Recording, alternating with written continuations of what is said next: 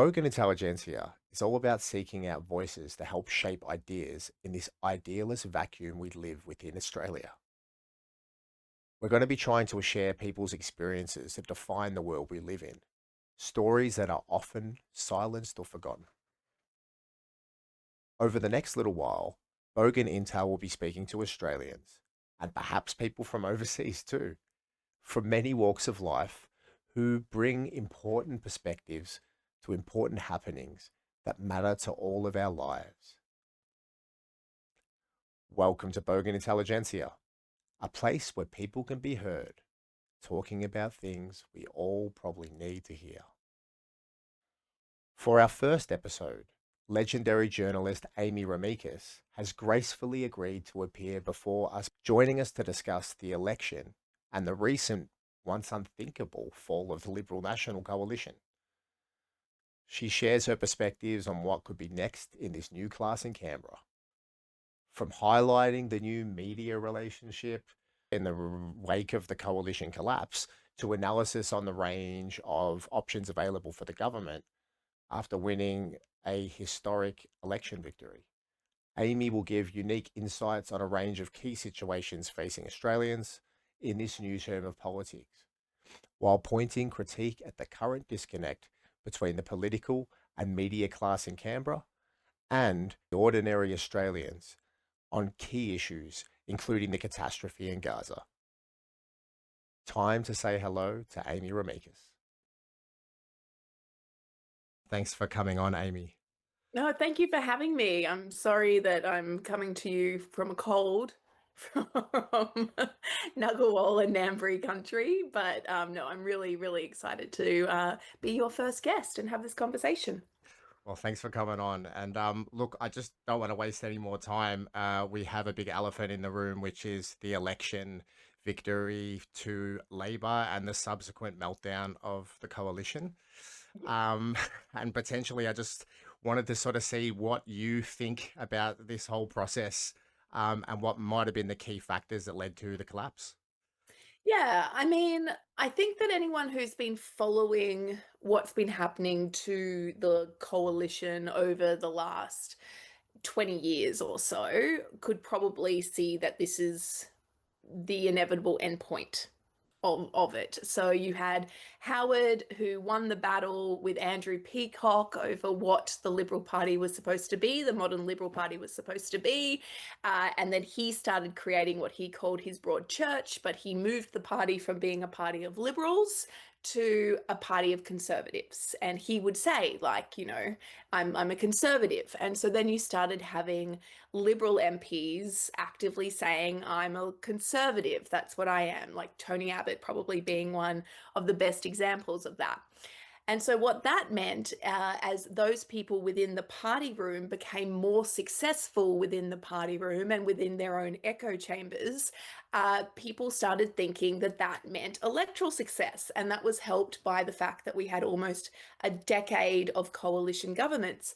Now, that 9 or so years of coalition governments came after Labor completely screwed the pooch after they won in 2007. And that wasn't any particular policy or anything that was their downfall. That was Labor just fighting in on itself. And that gave basically the landscape, the foundation for the coalition to come back together and say, okay, people are rejecting this. They obviously want stability. We are known for stability in the modern times. Here we go. They, of course, didn't offer stability. They had their own leadership problems, their own policy problems, all the rest of it. But it was always won by the right. So you had Tony Abbott beating Malcolm Turnbull, then vice versa. And then you had Scott Morrison, and then you had Peter Dutton. And each time the party was just going further and further to the right. And everybody was saying, oh, well, this is the center now because, governments and power decide where the center is. They ignored the warnings at the 2016 election. They ignored the warnings at the 2019 election. And so by the time the 2022 election came round, it was just get rid of Scott Morrison. We're sick of this. This is terrible. The Liberal Party also chose to ignore that message and just were like, no, we need to go further to the right. That's where people want us. And under Peter Dutton, they essentially just rallied around themselves what they believed the electorate wanted rather than what the electorate was telling them. And in 2025, they were completely repudiated by the Australian public. It wasn't necessarily that Labor won the public. It was that the coalition completely lost it. And people who might quibble with me on that, Labor won on its second lowest primary vote for a successful government. So I think they got about 35%, although counting is still, being finalized. And yet they won, probably 90 or so seats. And that's because they won the preference battle. And that's because people put Liberals under Labor MPs or candidates. And so that's what happened. That was the election, a complete repudiation of the coalition. Because Labor didn't really go to the election offering much. They didn't go offering big change, big reform. There wasn't anything that could really, rally the troops. But what the coalition was offering was such a rabble, was so unorganized, was so just absolutely batshit and full of culture wars that people went, we are done with you. Have they heard that message?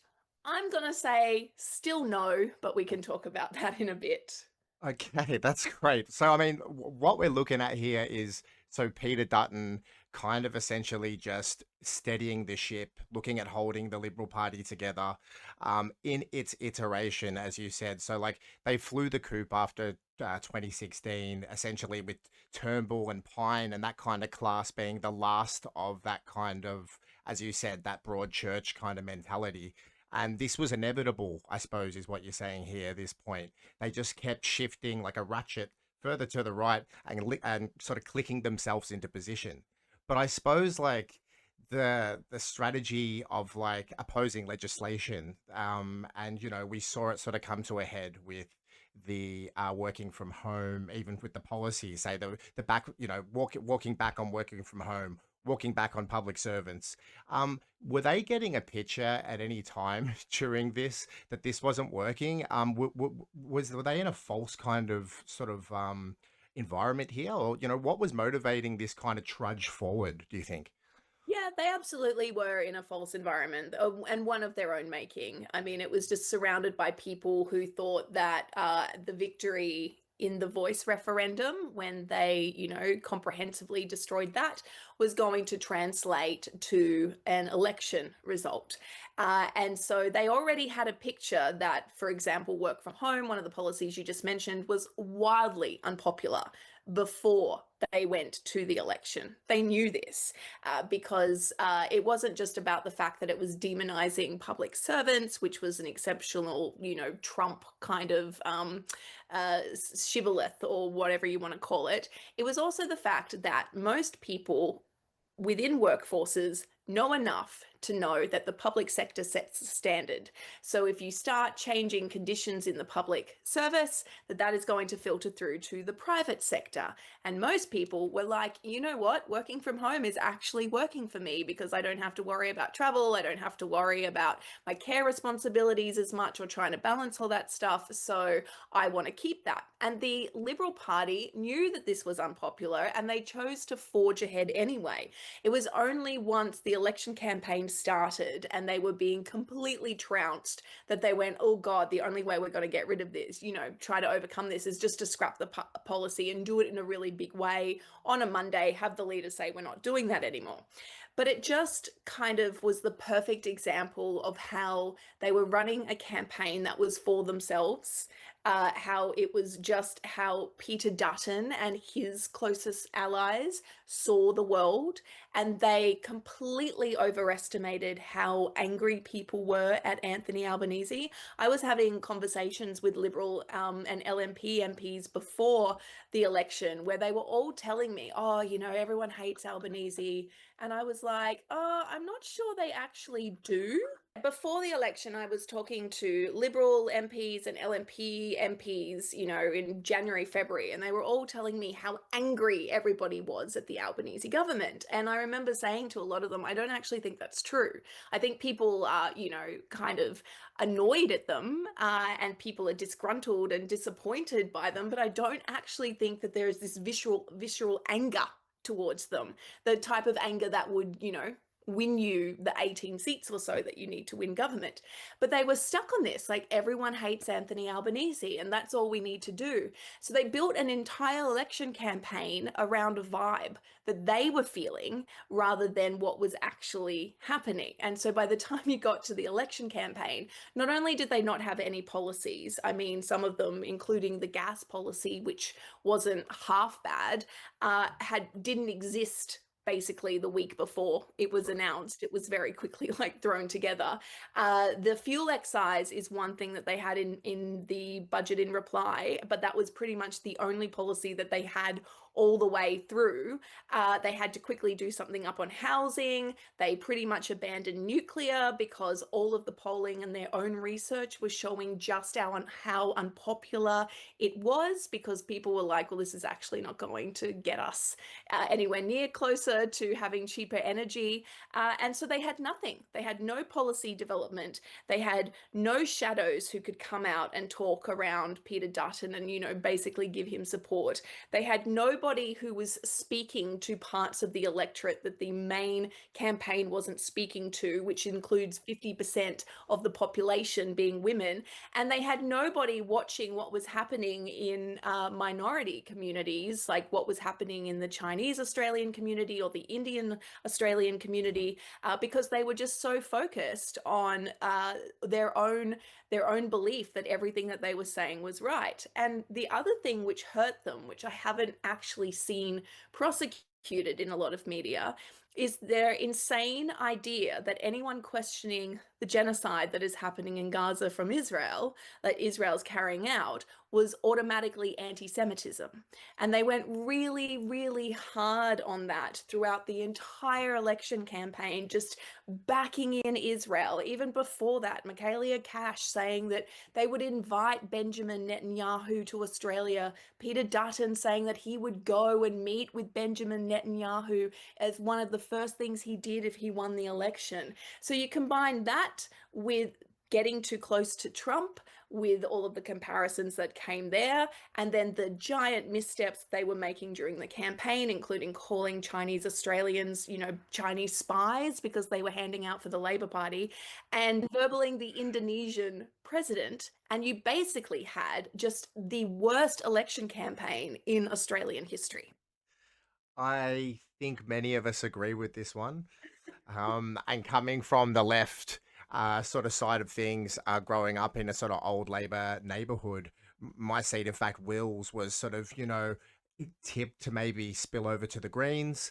And just due to some, kind of local kind of knife fighting, sort of in the membership level, and some incredible campaigning from Labor, they managed to sort of keep a candidate in who's, very sort of unpopular, very unsavory, and represents kind of that sort of sharp end of the kind of, militaristic right, that is the Labor Party. So, I mean, going a little bit further, say, based on your article in the New Daily last week, you spoke about this divorce in the sort of coalition is a big question for Labor, essentially. Because now it's been holding a small target kind of profile for two elections straight, and it's run into a Chifley era kind of mandate right now. So how do you see itself sort of like projecting itself forward? I mean, when there has been inklings from senior figures sort of saying that what you see is what you get. The election promises are it, and you're not going to be getting much else from us. How does this look, with AUKUS, with the Trump? How does all this sort of fall into place, and how can you see Labor maybe, stepping up and sort of doing something visionary? Yeah, it's a really interesting question because I don't think it's one that Labor has the answer for yet. And I know that this conversation is happening within Labor caucus because every single Labor MP that you speak to says the same thing, which is that out on the hustings, they heard people saying, "We're going to vote for you, but you've got to do something this time." And that means different things to different people. So obviously, there is what Australia is doing in response to what Israel is carrying out in Gaza, but it's also housing, it's also tax reform, it's also investing more into health and education and fixing some of the structural inequalities that have crept in, to this nation pretty much since the 1970s, since the neoliberal project started taking over. And a lot of people want to know, what are you going to do? And so Labor is having those discussions. I mean, there are some beacons of light, I suppose, if you follow progressive politics or want to see more reform, that there are definitely people agitating for that within Labor now. I mean, I think even Jim Chalmers on election night said something like, there is room for us to do more. And I think that it would be very unwise for Labor to ignore some of the lessons of this election, which, sure, if you look in the broad, yes, they have won an incredible amount of seats in the House of Representatives. Most of that came on preferences, though, and they haven't won control of the Senate. So you can't say that, the Australian people have absolutely endorsed your mandate, because the House of Review is still the House of Review in terms of needing to do negotiation. Also, it would be incredibly foolish, I think, for Labor to ignore some of the canaries in their own coal mine that the Liberal Party ignored in 2016 and 2019, which is attacks on their left flank. So, you mentioned the seat that you're in of Wills, but they also almost lost Bean, they almost lost Fremantle, they almost lost McNamara. They almost lost a couple of Richmond, I think, Yeah. was one of the seats that they almost lost. There are a few other seats where they faced a very big threat on their left flank. And that was when, the swing was kind of with them, the vibe was kind of with them. So if they start ignoring those sort of messages in this term by sticking to the middle of the road and just sort of going softly, softly, we can't do anything that's going to spook the electorate, well, they do then risk a disruptor coming in.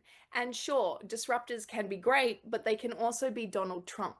And so, this is what the Labor Party has to try to decide what it's going to do with power. Is it still going to be afraid to use power at a time where, as you say, they've got pretty much a Chifley mandate to rebuild, but also when we know that reasonably, if the coalition still exists, if the Liberal and National Party still exist and they come back together or whatever, by the time that they could be anywhere near being electorally competitive again, it's 6 years. And that's, Yeah. being generous. That's right. And that puts us into the 2030s, right? So, which all the arguments that the Liberal Party and the National Party are having now, they're over. They've been won. So, Labor has won the energy transition. No one is going to be caring about nuclear or any of that bullshit in 2031 or whenever the next election is. So, what is Labor going to do with 6 years?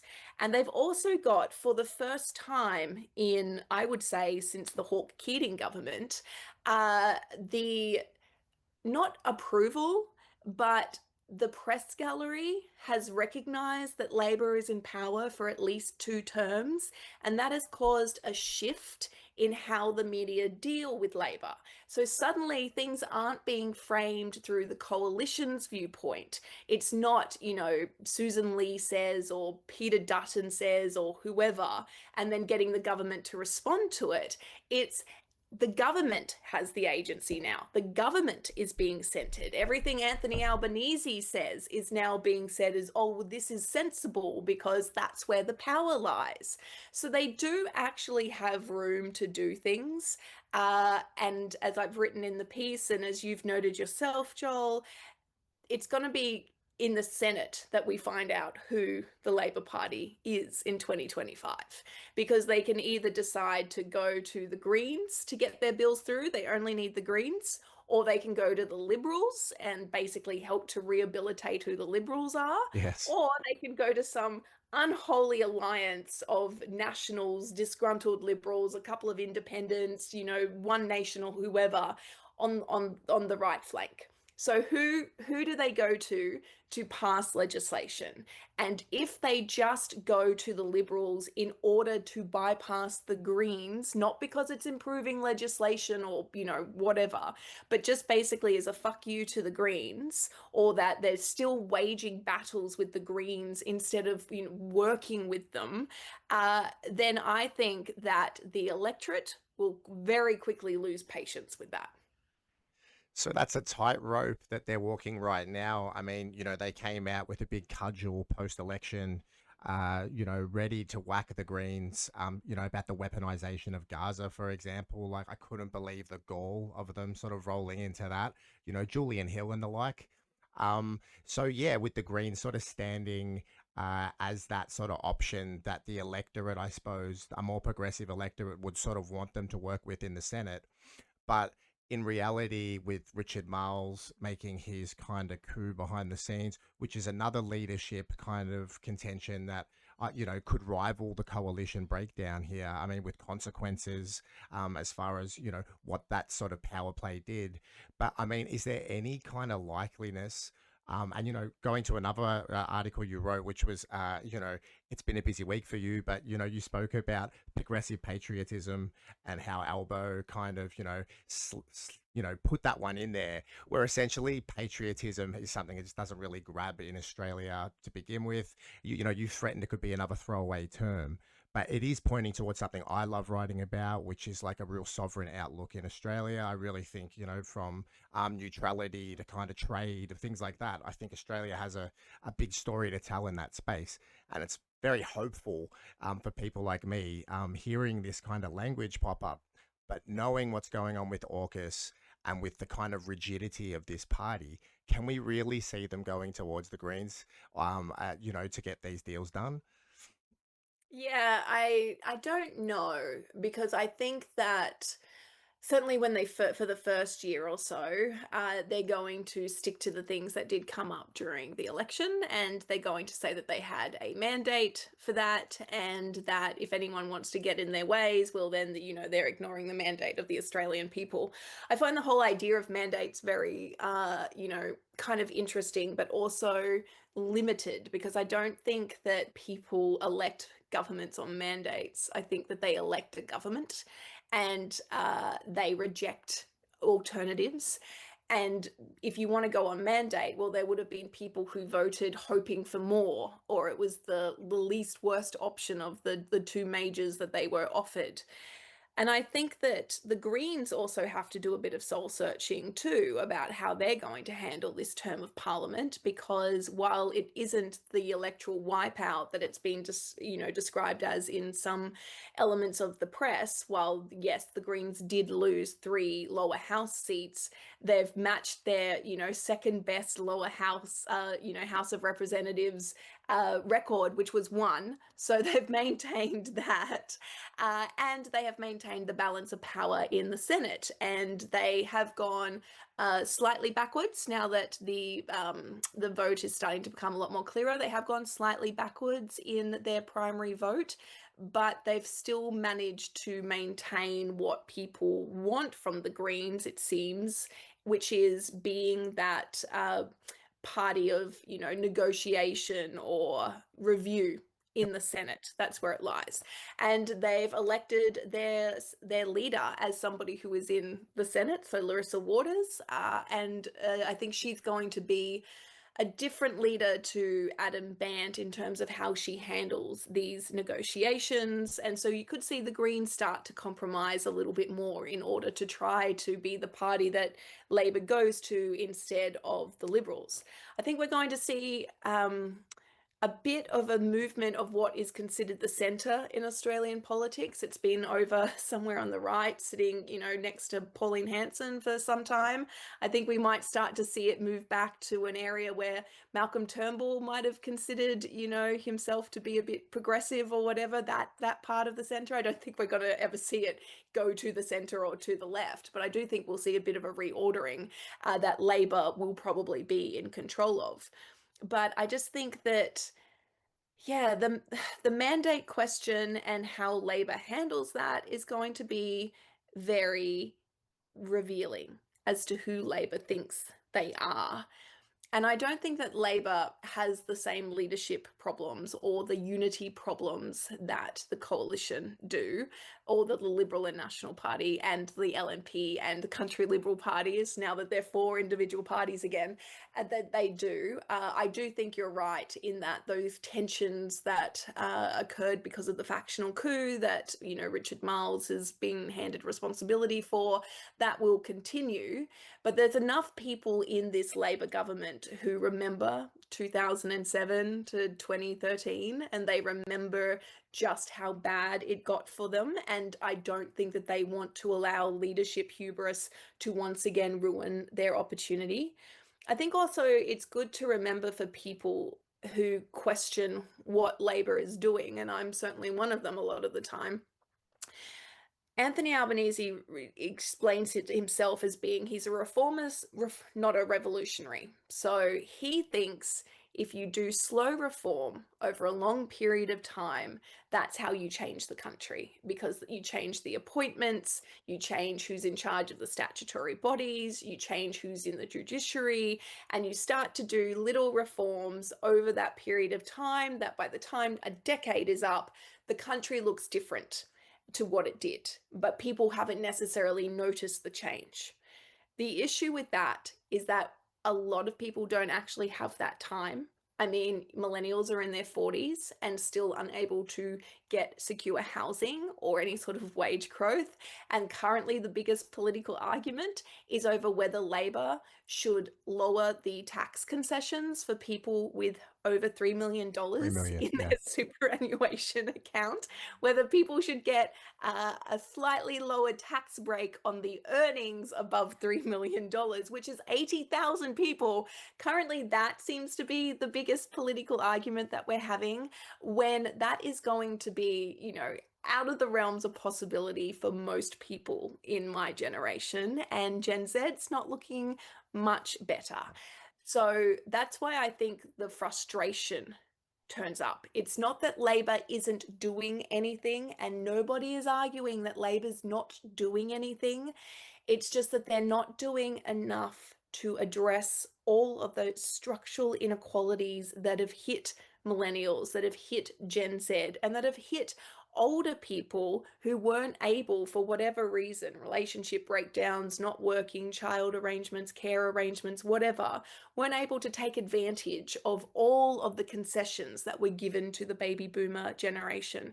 And we're all suffering, and we all want the government to do something, and the government is telling us, oh, just hold your horses, we'll get there.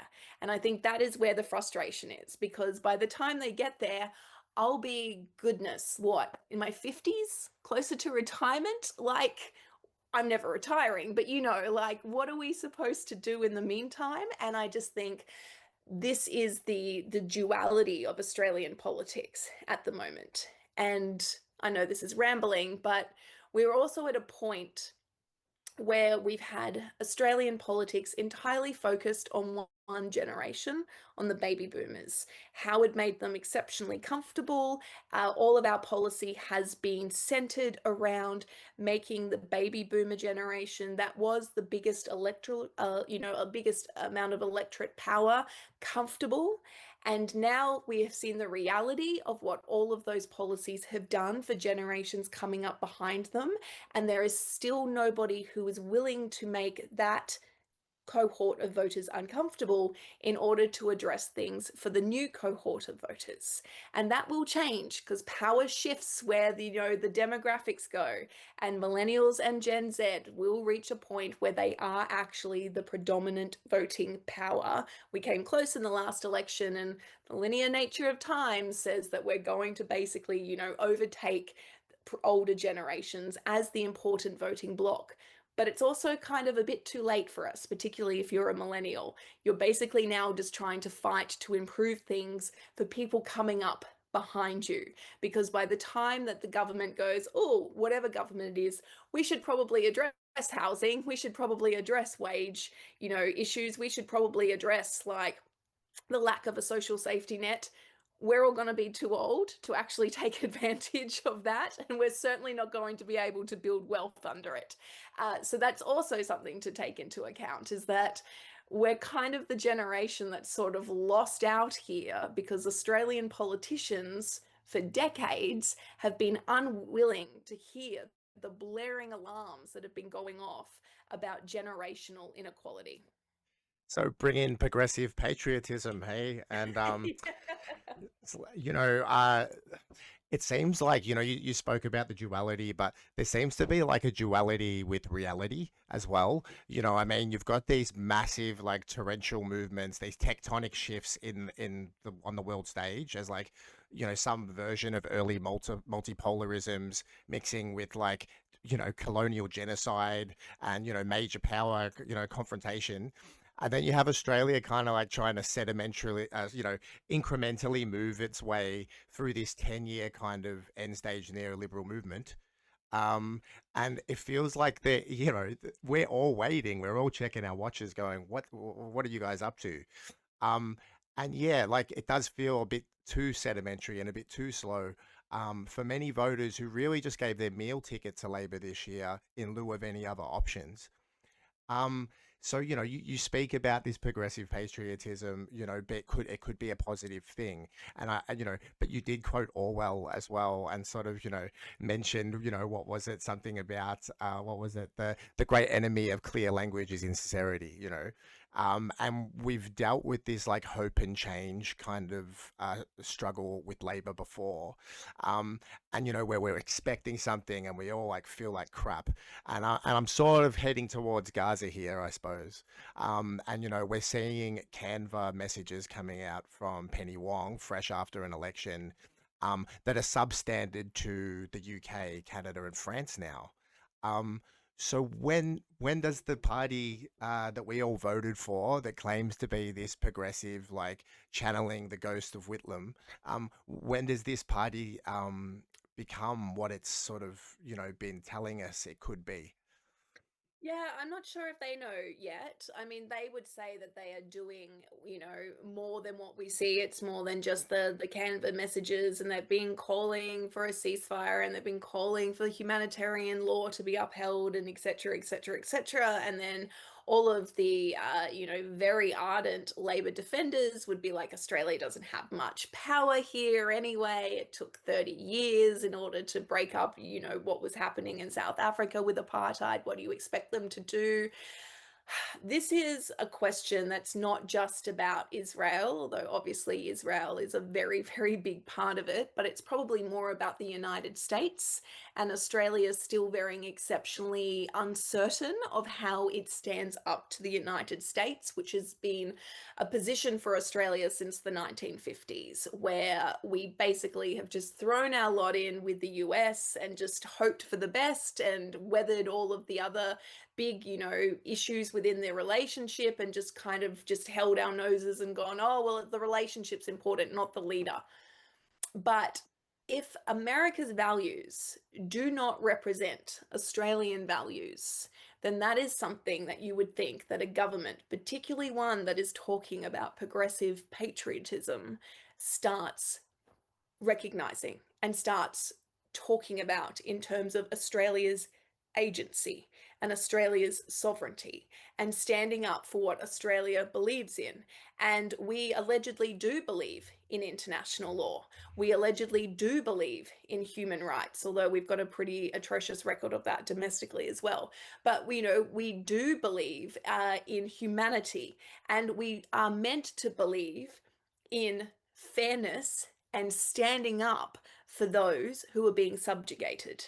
That is something that we're told are Australian values, and we can all argue the toss about whether they actually are or not, but that is what our country promotes. It has signed up to several international agreements that say that we respect international laws, we respect human rights, we expect more of our allies. We have punished countries like Russia in terms of their invasion of Ukraine and when they have fired on civilians. And we've been so unbelievably hesitant to do anything more than go right up to the line when it comes to Gaza. And it's just, it's heartbreaking, I think, as an Australian, because you're just like, what is our government doing in terms of how they represent? But I think it's also many within Labor would say that, oh, but they've been at the vanguard of Western democracies, in terms of like calling out Israel for some of its actions. And you're just kind of like, well, if that's the standard, well, then the bar is subterranean, because we had an Australian aid worker who was killed along with Palestinian aid workers by Israeli forces. We didn't force anything there. We have had Australian medical staff and Australian humanitarian staff screaming about what is happening in Gaza as a direct result of Israel's siege on a civilian population.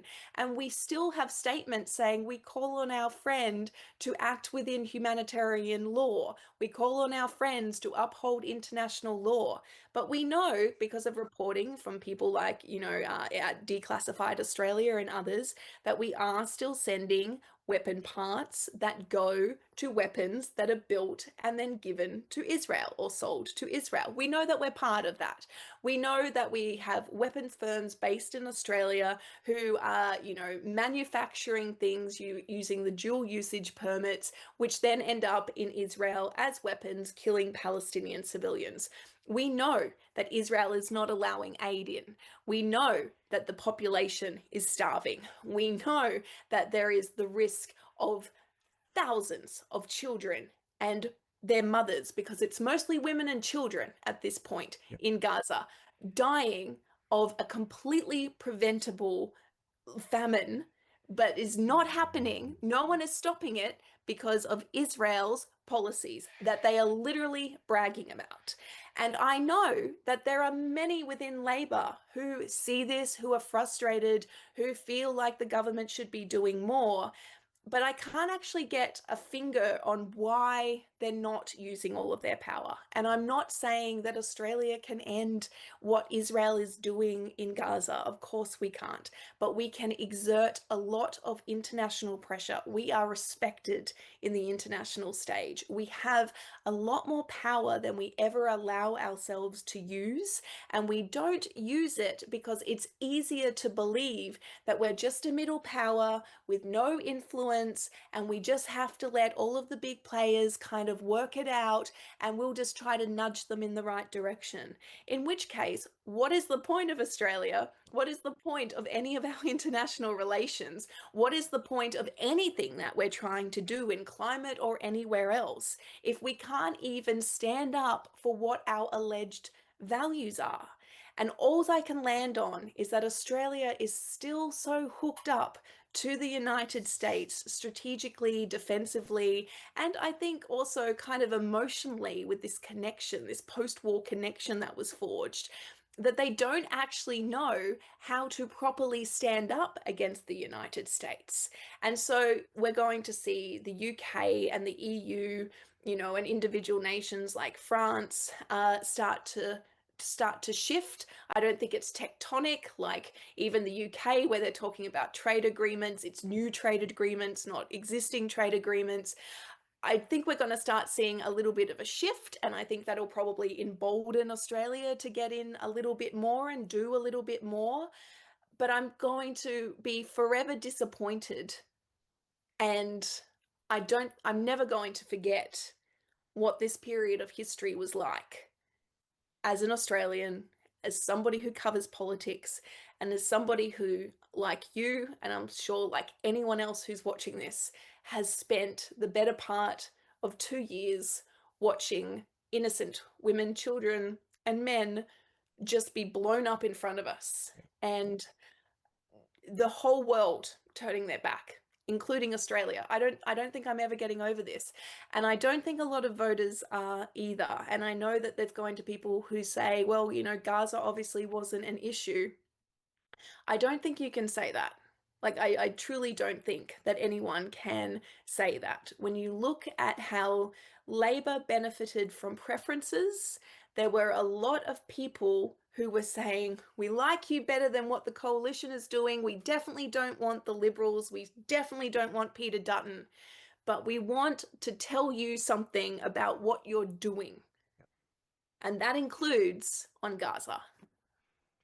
Now, the Gaza stuff just blocks out the sun, you know. I mean, for me, the last 18 months or so, I can't really do much Ozpol. I can't really look into certain things because, you know, there is a new development that is so monumental, so historically, monumentally, like, fucked up every day. So yeah, and you know, there is a subsequent Australian kind of decision or lack of decision around it every day.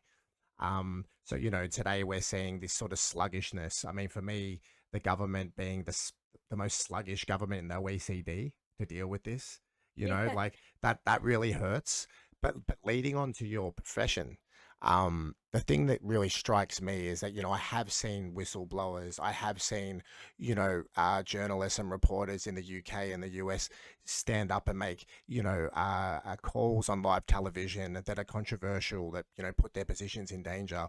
I've seen artists stand up and do things a little bit more overseas. It seems in Australia, a lot of people are asleep. And in journalism in particular, it's kind of astounding to watch this kind of, you know, and I know it's one of the most concentrated, third most concentrated pools of journalists in the world. But I just sort of want to know how you feel, uh, you know, this kind of, th- this silence and this acceptance within the journalistic community of this status quo within their daily bread. You know, how has this become the way where journalists at the ABC can sort of get around cowered by a corporate remit, but still go to work every day and maybe go to the pub and talk about how cool their job is? You know, that's sort of what gets me a little bit. I sort of want to know, like, do you feel that, you know, are journalists talking about how rubbish this is behind the scenes? You know, are they rubbishing their place of work? Um, you know, about the way they've treated the news coming out. Yeah. Yeah, I mean, there's obviously artists, indigenous people, Palestinians, people from the Arab as diaspora, Muslims, university students, researchers, authors, publishers, journalists, writers who have musicians who have all stood up Yes. and paid a price in Australia, and that has to be absolutely acknowledged. There are a lot of Jewish people who have paid a giant price in Australia because they've said that they stand against genocide, sometimes within their own community and other times being vilified by media outlets that have absolutely taken a line on this, like The Australian and other parts of News Corp. We have seen people absolutely, vilified and demonized. And I think that that is part of what is happening in the journalism world too, is that people know that they'll lose their job. And if they go too hard, if they're seen as being, bias or not objective on a genocide, that people will lose their job, and people can't afford to lose their job. And it's people can make their own judgments about what that means, for people, but we unfortunately live in a capitalistic society where people need to make a living somehow. And for a lot of people, that means that they can't be open in their protest against a genocide. And that says something a lot wider about the position that we have landed in Australia, where talking about a genocide is somehow seen as much worse than the genocide itself. Yeah. I don't think that journalists are going to the pub and talking about how good their job is. And I know that there are, plenty of journalists from all different mastheads, all different broadcasters who are frustrated and feel like they're doing what they can internally to try and shift the tide. But if the organization is not going to shift the tide for whatever reason, be that it's up top, be that it's, just this vibe that they might be going into dangerous territory, be that the government's not going there so they don't feel like there's enough protection, then there's not a lot that, individual journalists feel that they can do. Because in the end, maybe they can make some decisions about what happens in live coverage, but they can't make a decision about what the final product is going to look for in a bulletin or in a newspaper or in an online site. So these fights are continuing, and I think that it's probably pulled the blinkers off the eyes of a lot of people about how power works in Australia. I mean, there's in this last week, there have been cases of people who, like Indigenous writer Ren Wild, who has had their one of their grants that they had been offered rescinded because of a tweet that they had deleted at earlier, like a year or more ago. Yeah. This is the culture that people are working within, and the media has absolutely fallen into the trap of trying to appease vested interests rather than what is actually happening. What is, here is what is happening. And you mentioned the status quo there, and I always find that really interesting because I am seen in lots of elements of the media as being an activist journalist because I'm very open about the fact that I'm progressive. I'm very open about the fact that I'm against genocide and I'm for human rights, and I, would love to see people not living in poverty. And I just think that, hey, everyone should probably have a secure house or housing and healthcare and a free education, like wild. Um, but people who uphold the status quo or whatever the center is in this country at whatever particular time and wherever power sits in whatever particular time, they're never seen as being activists. They're never seen as being biased or lacking in objectivity, but they are working just as hard to uphold a power structure as I am working to shine a light on that power structure. And it's never seen as the same thing. It's seen as being sensible or the center, when really you're an activist for the status quo. And at least people know where I'm coming from. Totally, Amy. But I suppose that's the thing, right? Like, just like say the coalition was stuck in their own bubble, um, you know, they get a shot in the arm from Gina Reinhart and the Sky News crew, and they think they're walking on air. Perhaps in the same way, like Australian journalists have had a similar kind of experience, stuck in this kind of like ideological terra nullius that we live in here, and kind of like I just feel like what the resting state is for Australian journalism is potentially at a lower standard than overseas. So much so that someone like you stands out as a dynamic person within that field, right? And they look at you as this activist journalist, but you represent something like an old cohort of journalists that were, I think, that have been around for quite a while. Now, so, you know, I would I want to lead on to this next question, but I think they're trying to eradicate people like you from the space. That whoever you were that was allowed to thrive in the noughties and kind of the periods onwards, they don't want people like you to exist anymore. They want to go back to this sort of this new kind of state sanctioned punditry that's sort of coming through.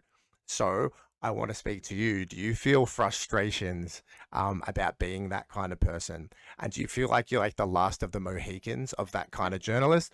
And also, I wanted to ask, more widely, why did you leave The Guardian? Was it due to a frustration with, the way things are going in media? Were you burnt out, etc.?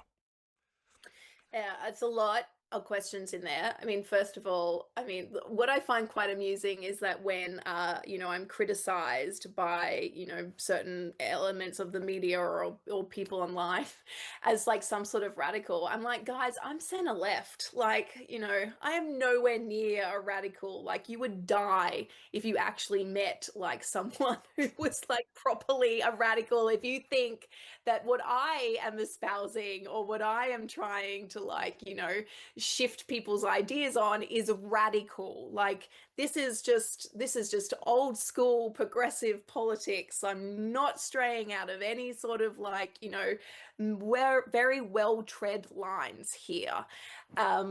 And I guess it does say something about the centre and where that's moved in Australia politically, and then the media tends to follow as well because, like, that's power, right? Uh, and I'm certainly not the only person doing this. There are so many journalists who are doing this.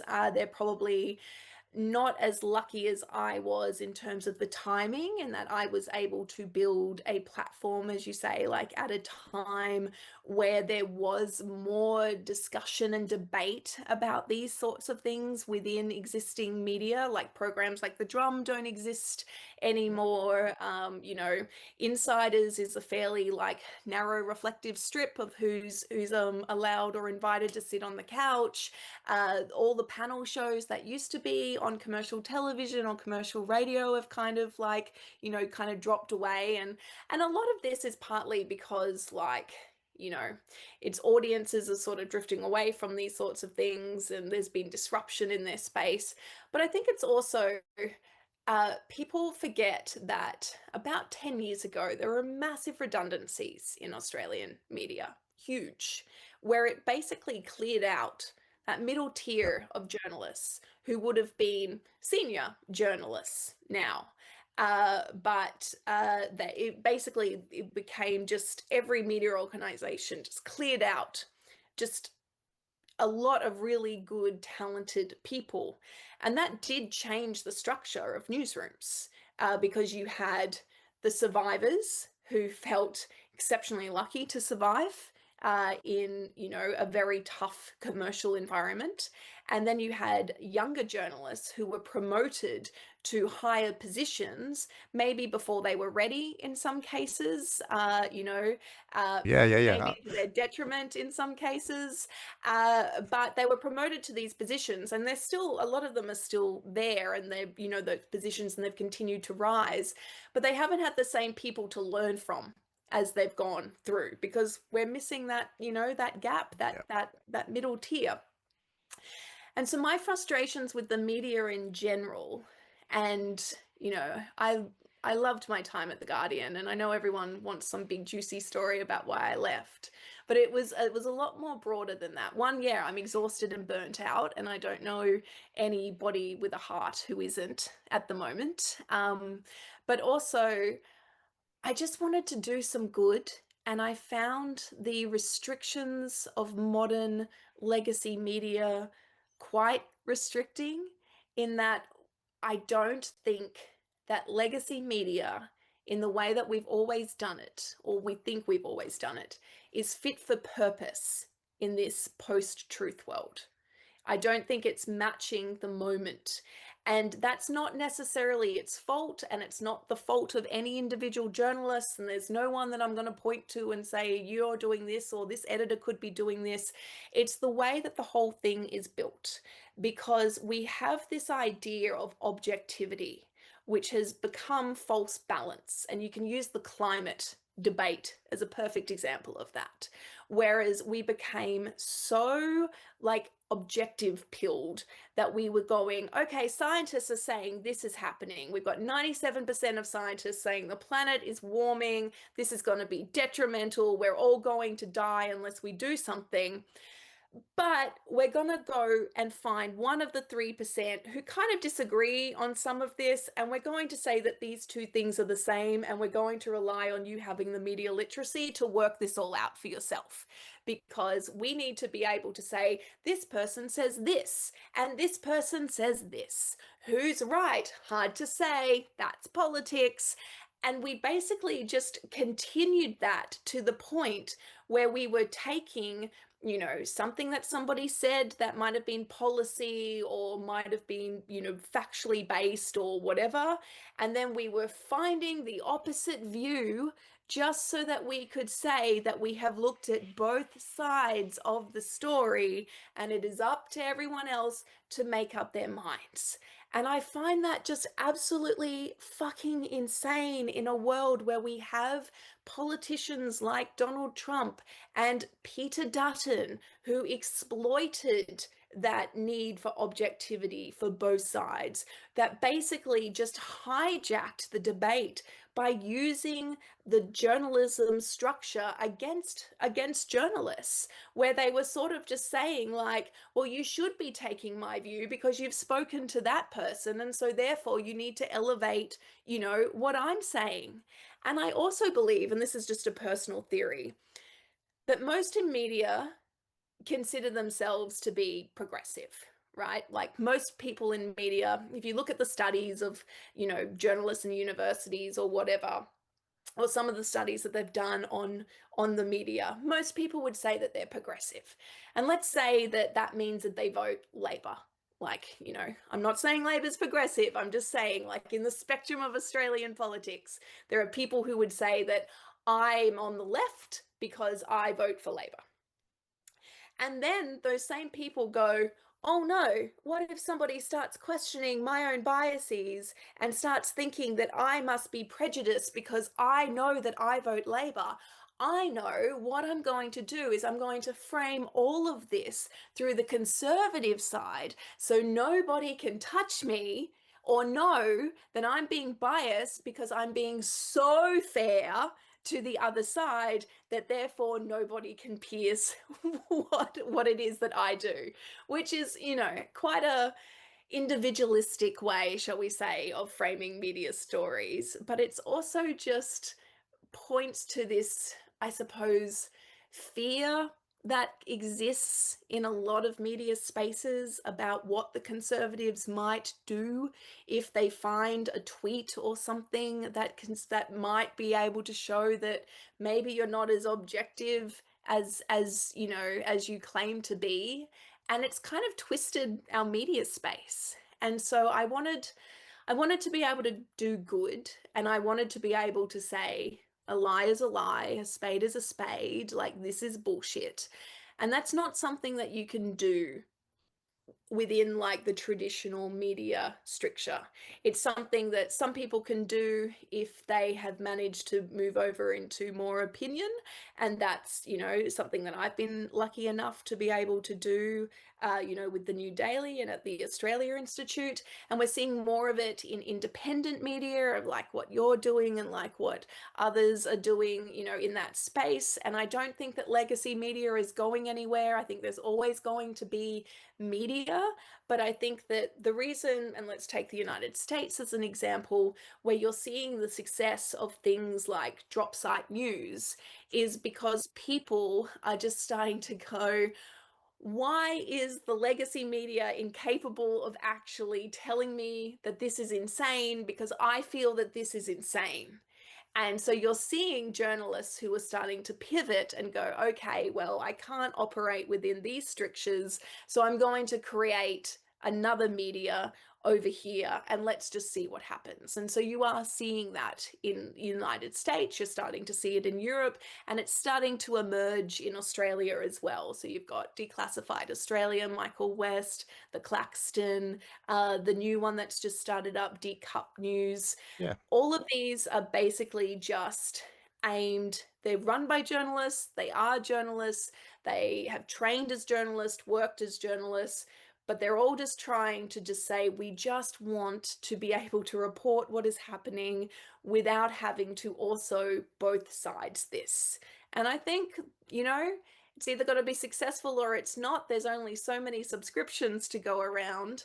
But I do think that it has legacy media rattled enough that they're either going to start changing themselves, and evolving. We're going, why are the audiences going over here? Or why are people, politicians, talking to content creators? And, what is happening? They'll either evolve or they'll continue down the track that they're on, in which case they and the Liberal Party can have a lot of fun scratching their heads wondering why everybody abandoned them. We can only wait and see. I mean, my advice is go out and cut grass like me, and then at nighttime write articles, and you can do whatever you want, um, which is kind of nice. So sort of, have the ability to, yeah, not have that pressure. And I think, yeah, a lot of journalists that have gone independent, especially established journalists like yourself, which you have too. You're on the Substack space now, toiling away. So it's good. Yeah, it's good. It's been great to sort of work alongside people like you in that sort of independent space now. So yeah, Yeah, I mean, I suppose I would still say I'm one foot on each, like I totally. still, and I am lucky enough that I am in a position where I do have a job. That means that I can make what I write free, which, is an absolute privilege. But I do think that the reason that people, and I mean, there's a lot of people who criticize me, and that is absolutely 100% fair. Like, I criticize myself all the time.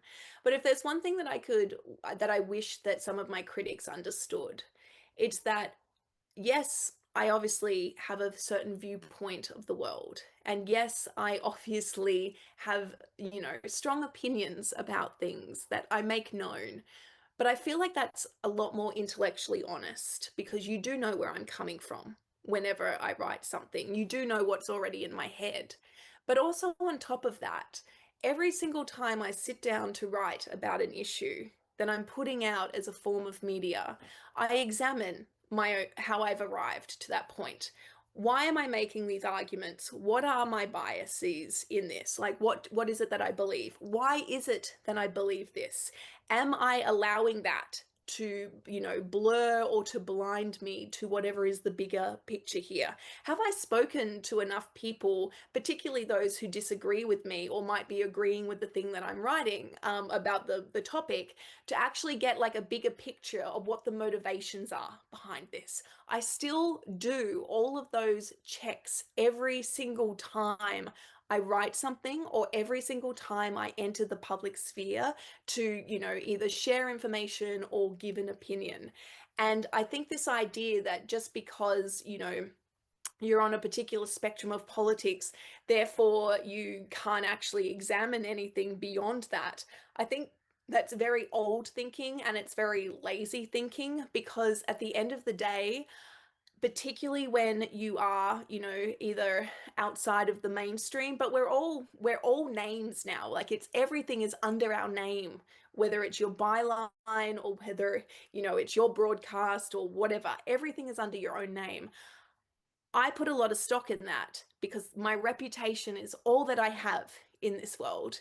And so I need to be able to back up what I'm saying with facts, with reason, and with an informed opinion. So it's not just coming where I'm just all like, oh, wow, the Tories are going crazy. And, here's what I think about that. And you're exactly the same. A lot of work goes into it, and probably more work, because you know that people are going to come for you. And you know that people are going to just try to dismiss what you're saying because they're like, oh, that she's just a lefty. And so I'd just like to reassure people who sometimes question that I do a lot of work before I actually write anything. And I do basically check myself as I'm doing it. And that means that sometimes that I hold back, and sometimes that means that I go even harder. Oh, whatever that method is, it's working really well, Amy, and it reaches a very vast and grateful audience. There's not enough of you out there, and we hope that yeah, through these independent spaces, we can get more in. It's been great having you on today, and I really appreciate you joining us for our first episode. And yeah, I hope to maybe get you on in the future. If I keep cracking along, and yeah, thanks for being on the program. Oh, thank you for having. I'm happy to be one of your very first Bogans, and I wish you all the success in the world. We need as many voices in this space as possible.